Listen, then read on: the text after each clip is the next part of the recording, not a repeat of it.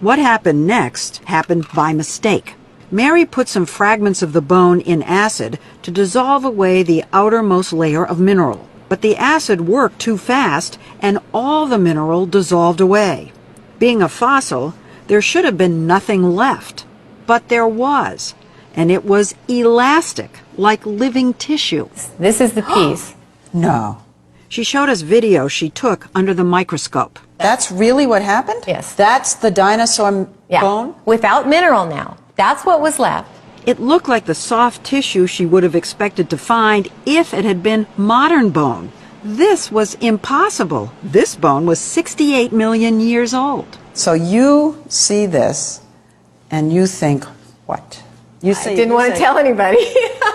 You'd be ridiculed, Yes. right? And so I said to my technician, okay, do it again. I don't believe it.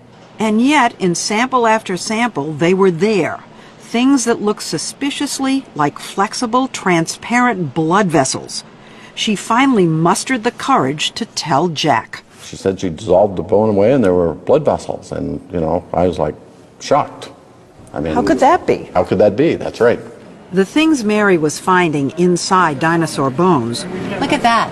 blood vessels, and even what seemed to be intact cells, pose a radical challenge to the existing rules of science, that organic material can't possibly survive even 1,000,000 years, let alone 68 million. Mary, Jack, and their team published their B-Rex findings in a series of papers in the journal Science and were promptly attacked. Critics said their samples might have been contaminated, or that the supposed blood vessels were actually something called biofilm, a type of slime. But as Mary showed us, she's been able to replicate her findings. These are pieces of an even older dinosaur, a well-preserved 80-million-year-old duckbill.